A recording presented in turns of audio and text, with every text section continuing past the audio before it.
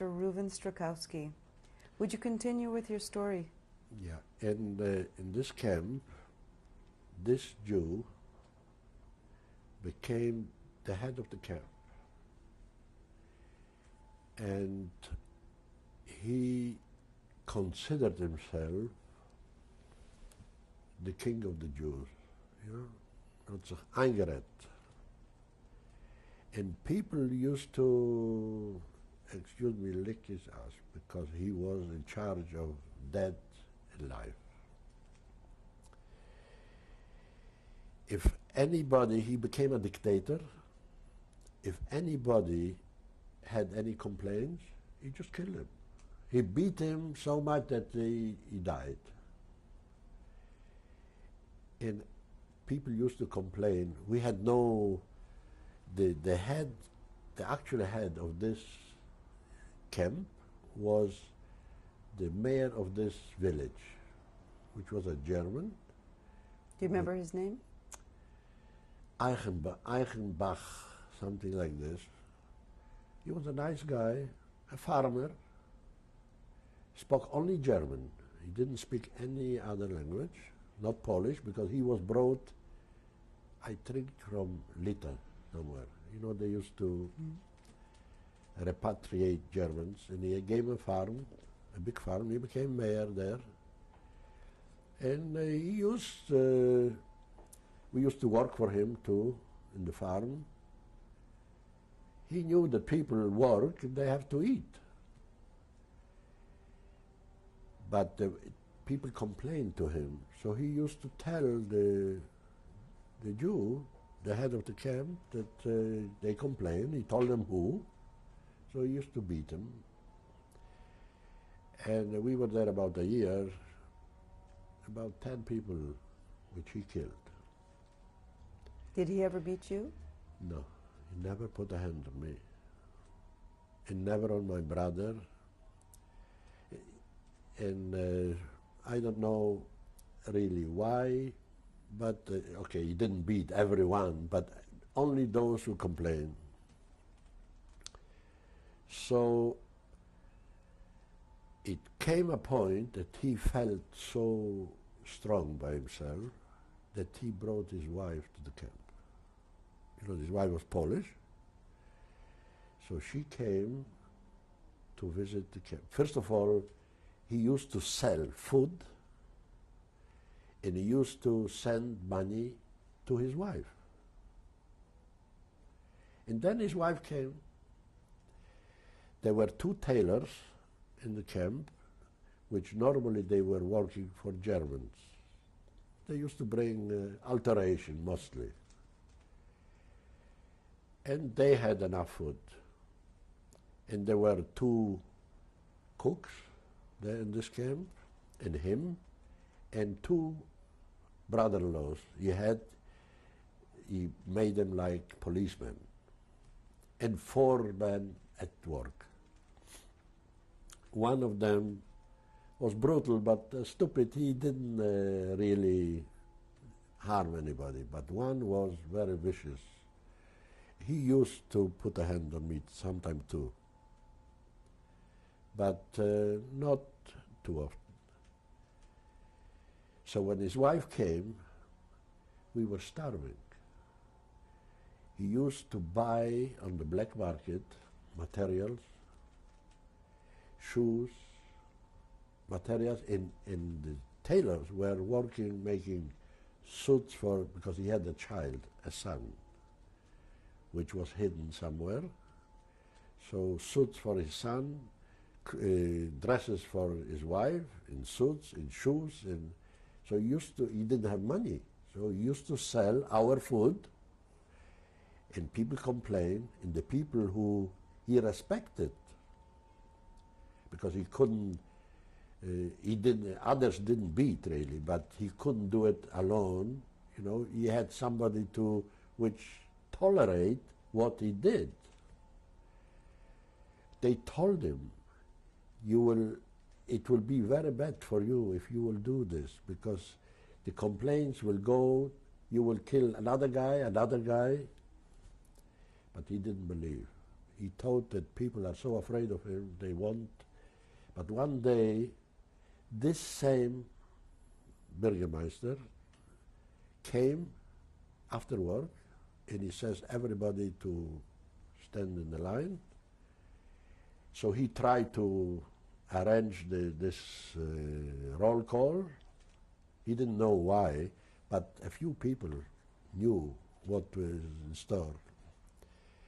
And he came the first time, he took out his gun, and he says, "You stay here and don't open your mouth." He said this to the Jew. To this Jew. Yeah. And he called two guys, he knew already, because it was a little conspiracy already, to tie his hand behind his back. He took away the two policemen before this, two brother-in-laws, they shouldn't see, they were in a room locked up. And he said for everybody to listen, "I will be back in 15 minutes. I don't want to see a shred of evidence that he was here." And four guys, which were the main conspirators, marched him to the barn, and they asked him, "How you want to be killed, hanged or killed?" He says, "Do what you want, but as fast as you can." And they hang him. And the cemetery was about 300 meters away. They dig a hole, they threw him in. And it was a relief for everybody. In retrospect, it was a must. We were there another 4 months. In comparison, was a good hotel. We had food till here. Nobody pushed us around. Nobody beat us. Those two brother-in-laws, they didn't, I think for 4 months they didn't talk one word to nobody. Everybody ignored them. And after 4 months, we were taken with horse and buggies to Wrocław. It was in fact a Polish camp, but only for Poles. How far away was it from? I would say it was by horse and buggy about 2 hours, no more. And what was the name again of this place? Bydgoszcz. Bydgoszcz. No, Wrocław. It was near Bydgoszcz. Wrocław, a city in Poland. In German, it was another name, but I don't remember. And what, this was in 1943? This was in 1943. Would you remember the month? I think it was July or August. It was warm Oh yeah, months. it was warm, yeah. And what did you do there? We were there only overnight. It was, they decided to liquidate all the small camps, and they gathered there altogether about 1,500 people. And the next day,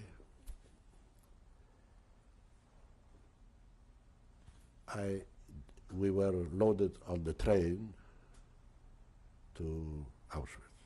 We didn't know where we go. We were given everyone a half a bread. They told us we will be on a long journey. How long was the journey? It was just about 10 hours, but they told us, and we tried to save some bread. We came there, they took away from us. And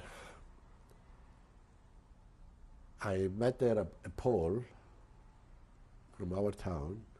In Auschwitz or on the train? No, this was in Wrocław. I just want to mention what kind of a camp it was. A punishing camp.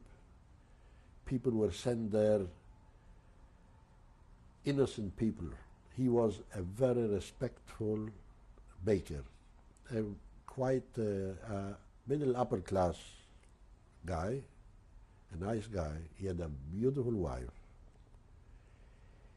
And the mayor, the German mayor, the appointed German mayor in our city, he was eating in her house because she was known as a good cook. He came in, his wife was behind in Germany, so he occupied a villa, a Jewish villa, by the way, and he was eating by her.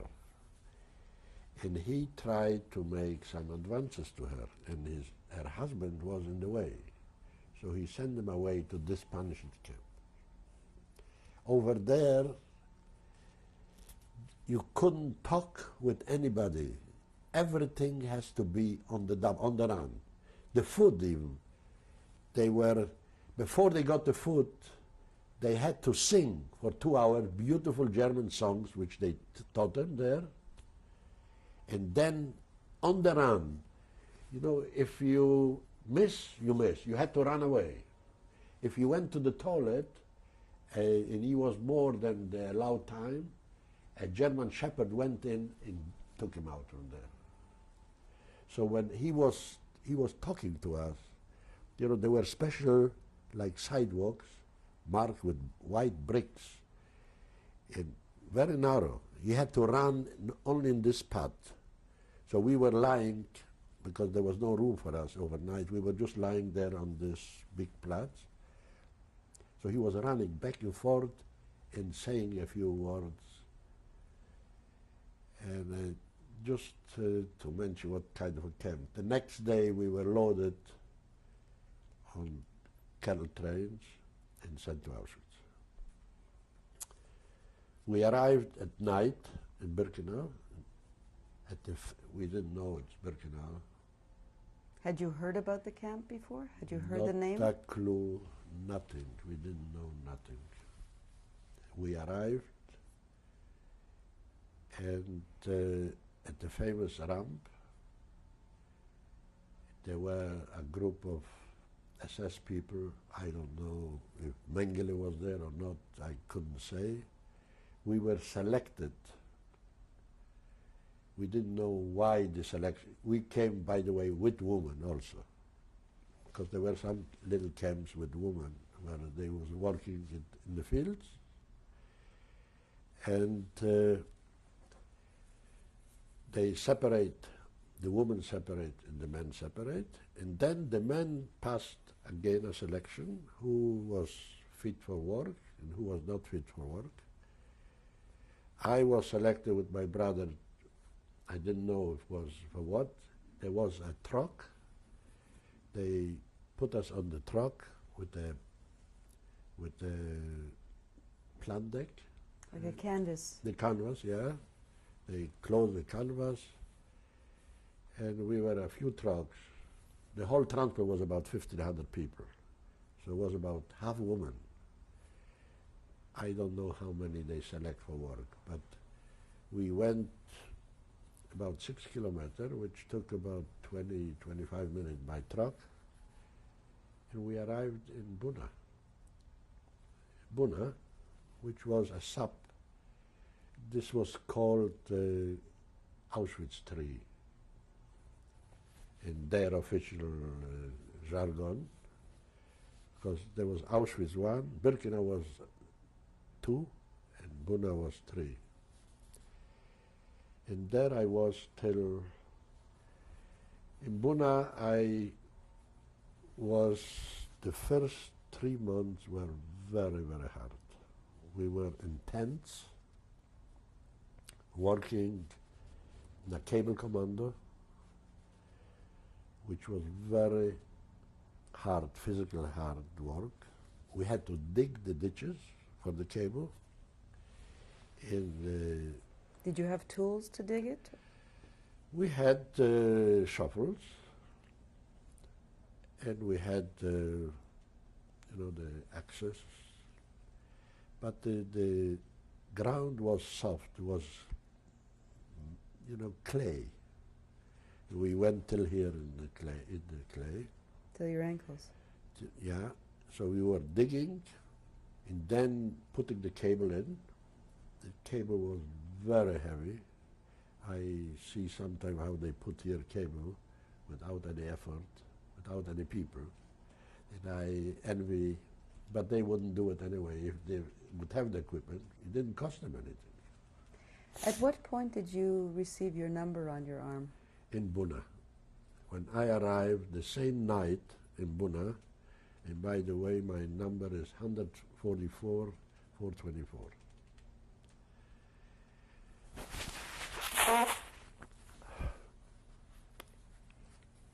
After 3 months, I volunteered.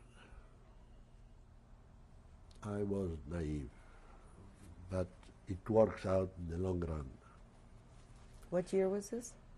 This was in 1943. Still 43.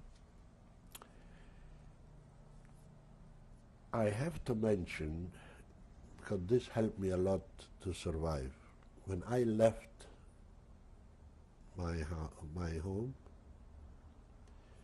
my father gave me a tip which helped me in a way survive. He told me,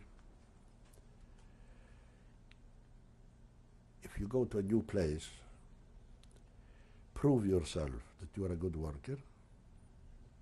It will pay dividends, and it paid a lot of dividends.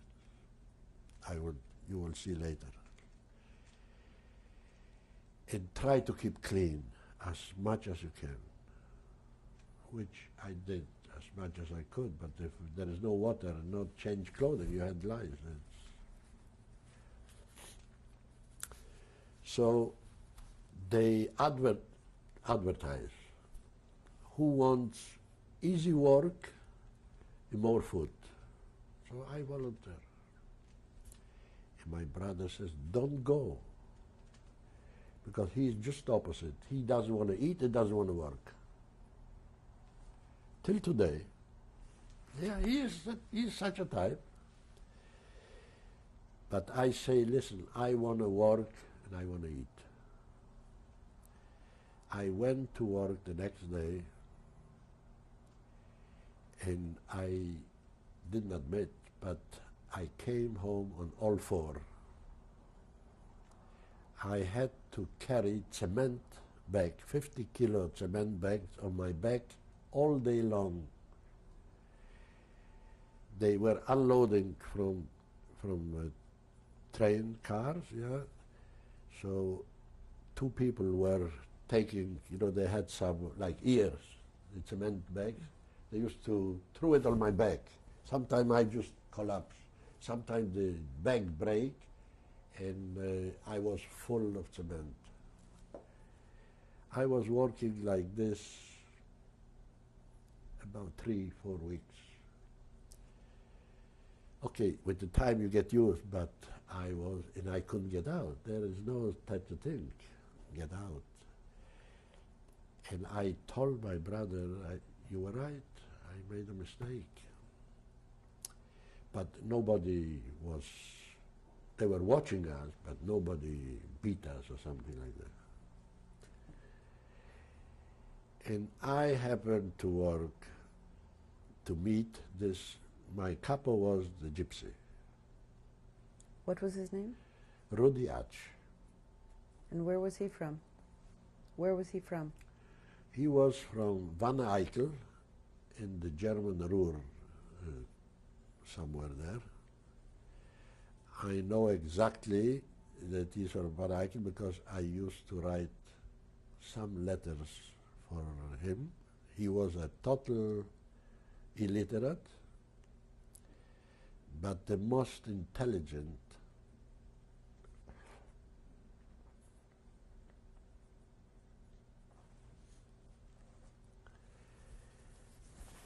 And you met him when you were doing your work with the cement? He was in charge of the work. It was a construction company. And by the way, it was a company somewhere from his vicinity where he comes from. And he was so gentle. He saw we work we are underfed, we work very hard, but he couldn't help. He didn't have himself too much to eat. He had the same food with us.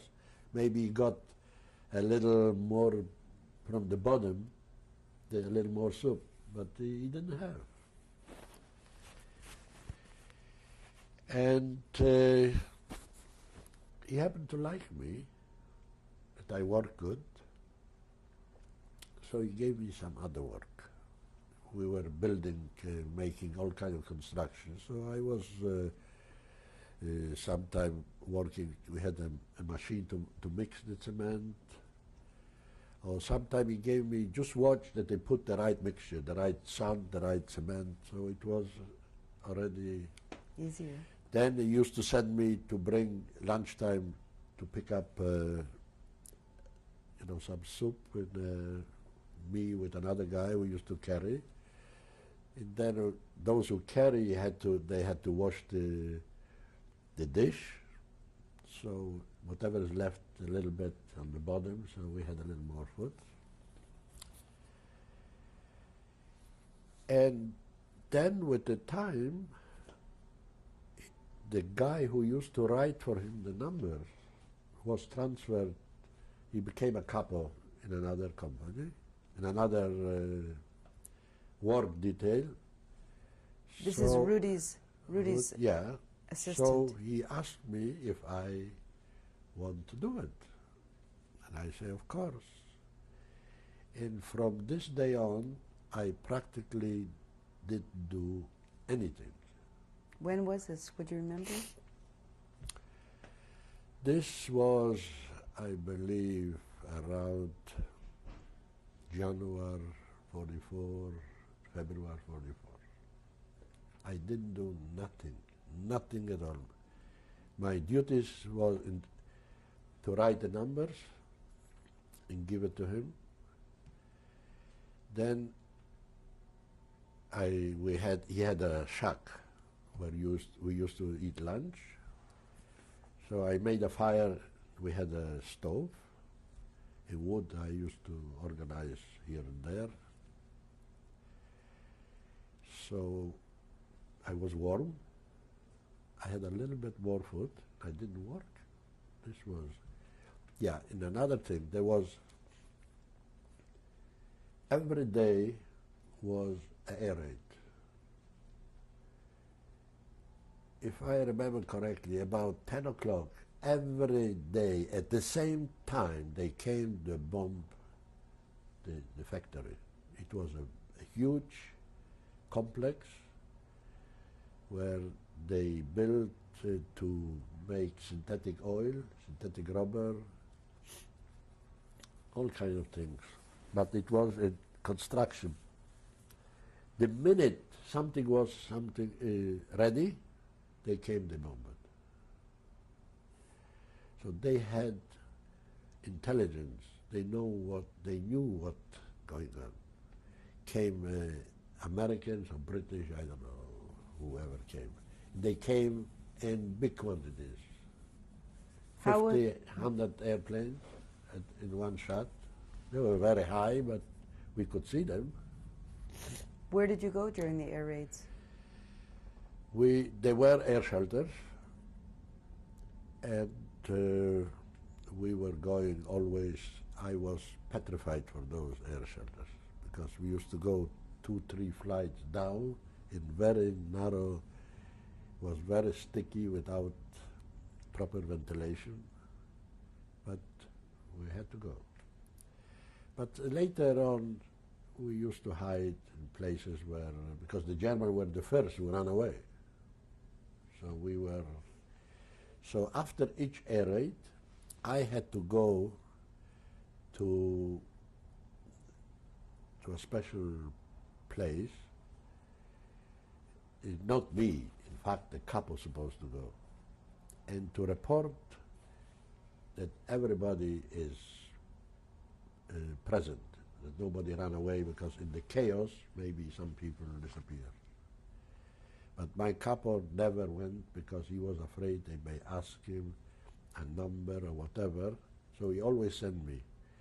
And in fact, they never talked to me. I just went in, with a piece of paper, Commando so-and-so, Commando was 154. With so many people, everybody is present. That's it. I left it there on the desk and I went away. How many So people was he responsible for? there were times we had about 120 people. And then they split, we had less, but I was with him till the end. And I have to mention an episode about Rudy, what kind of person he was, or he is if he is alive. He once disappeared a Hungarian Jew. We knew that he wouldn't run away, but he went somewhere to look for food or whatever, because he hardly was alive. He was very skinny, a Muslim like we used to call, but he disappeared. And the orders were, if somebody is not there half an hour, he disappears somewhere, you have to report it. And in this case, the capo himself has to go to report it. So he disappeared somewhere around lunchtime. It's 1 o'clock, it's 2 o'clock, it's 3 o'clock, it's 4 o'clock, and he's not there.